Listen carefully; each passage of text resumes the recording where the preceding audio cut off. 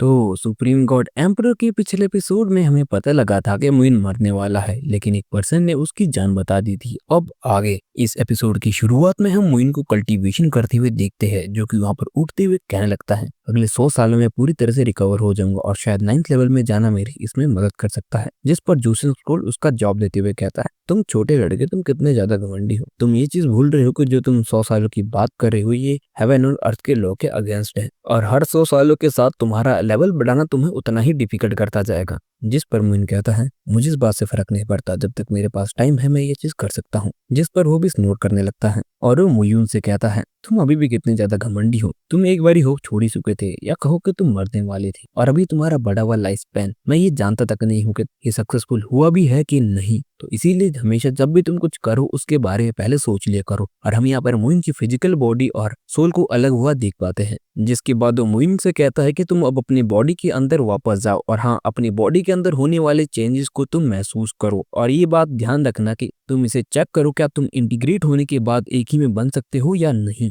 तभी हम देखते हैं कि मुइन की सोल मुइन की बॉडी के अंदर जाने लगती है, जिसके बाद मुइन को बहुत ही ज्यादा पेन होने लगती है और मुइन की सोल मुइन की बॉडी से बाहर आने लगती है। लेकिन फिर भी मुइन पूरी कोशिश कर रहा होता है कि अपनी सोल को अपनी बॉडी के अंदर डाल सके, और ऐसा इसलिए हो रहा था क्योंकि मुइन की बॉडी मुइन की सोल को रिजेक्ट कर रही होती है। तभी मुइन की फोरहेड से वहां पर जूसेस फ्रूट बाहर निकलता है, और फर्न से बाहर जाने के बाद वहां पर स्पेस बैरियर में भी दरार करने लगता है, और तभी उस दरार से एक आवाज आती है, जिसके बाद जूसेस स्क्रोल ये आवाज सुनकर बहुत ज्यादा हैरान हो जाता है और बाहर निकल जाता है। तभी हम देखते हैं उसी बूढ़े इंसान को जिसने कि मुइन की जान बचाई थी, और हम एक बारी इसे प्रीवियस एपिसोड में देख चुके हैं। जिसके बाद वो उसी स्पेस दरार से बाहर आता है। तभी वो जूसन स्कूल के उस पर्सन से कहता है, बस मैं तुम्हारी इतनी ही मदद कर सकता हूँ, हालांकि अब ये डिसीजन तुम्हारा था, तुमने एक बारी अपना स्टेप फिर से उठा लिया है। मैं करना तो नहीं चाहता हूँ, लेकिन मैं तुम्हें नहीं रोकूंगा। जिस पर वो गुस्से में कहता है, क्या तुम्हें लगता है कि तुम मुझे रोक सकते हो? जिस पर वो पर्सन कहता है, लेकिन सवाल ये है क्या मुझे ये करना चाहिए? जिस पर वो पर्सन कहता है,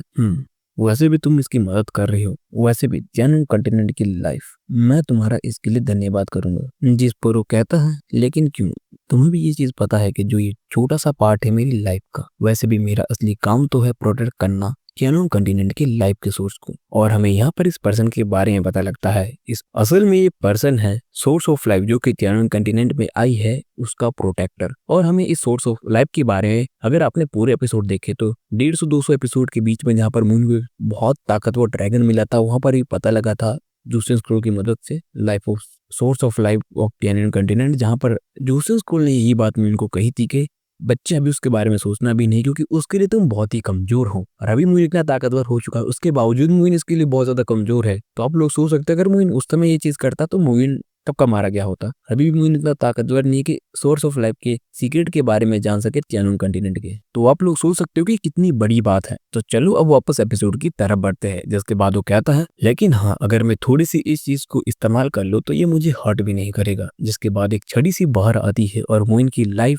पूरी तरह से स्टेबल हो जाती है, यानी कि मुइन की बॉडी और सोल उसके साथ इंटीग्रेट हो जाती है। जिसके बाद जूसन स्कूल कहता है, मैंने नहीं सोचा था कि तुम्हारी एक इतनी अच्छी ह्यूमन साइड भी होगी। जिसके बाद वो गहरी सांस लेते हुए कहता है, ये लड़का सच में बहुत ज्यादा टैलेंटेड है और ये उस पर्सन से बहुत ज्यादा अलग है। इसका कैरेक्टर भी बहुत ज्यादा अच्छा है और तुम्हें सच में इसकी मदद करनी पड़ेगी। जिस पर जूसन स्कूल कहता है, वैसे भी मैं तो ये काम खुद ही कर रहा हूँ अपने मर्जी से, जो कि तुम अपने मर्जी के बिना कर रहे हो। वैसे भी मैं नहीं चाहता कि तुम इसे मैनेज करो, और ये लड़का अभी ऐसे भी नहीं मर सकता है, और एटलीस्ट तब तक तो नहीं जब तक हम आखिरी स्टेप नहीं रख लेते हैं। जिस पर वो पर्सन कहता है, क्या तुम अभी तक गिव अप नहीं कर रही हो? जिस पर जूसन स्कूल कहता है, नहीं, लेकिन अब जब पावर ऑफ लाइट ने इसे बचा लिया है उसके लिए मैं तुम्हारा धन्यवाद करता हूँ। लेकिन अब जो मैं करना चाहता हूँ, मैं आशा करता हूँ कि तुम उसके लिए मुझे परेशान नहीं करोगे। जिस पर वो फिर से गहरी सांस लेते हुए कहता है, इसमें ऐसी क्या बात है जिससे तुम्हारा ध्यान इस पर गया? जिस पर जूसन स्कूल कहता है, शायद इसकी इच्छा शक्ति। जिस पर वो कहता है, चलो ठीक है। जिसके बाद वो वहां से चला जाता है, और उसके जाते ही वहां पर पूरी तरह से स्पेस टाइड में दरारें पड़ने लगती है और पूरी तरह से हर जगह के स्पेस फट रहा होता है, यानी कि अलग अलग वर्ल्ड के रास्ते खुल रहे होते हैं और इसका फोर्स इतनी ज्यादा होती है कि यहाँ तक कि जिस फर्नेस के अंदर मुइन होता है वहां पर भी दरारें पड़ने लगती हैं। तभी हम मुइन को अंदर कल्टीवेशन करते हुए देखते हैं और उसके चारों तरफ स्पेस टैगर में दरारें पड़ रही होती है। तभी जूसन स्कूल कहता है ये लड़का अभी तक पूरी तरह से ठीक नहीं हुआ है, देखो तो क्या यहाँ पर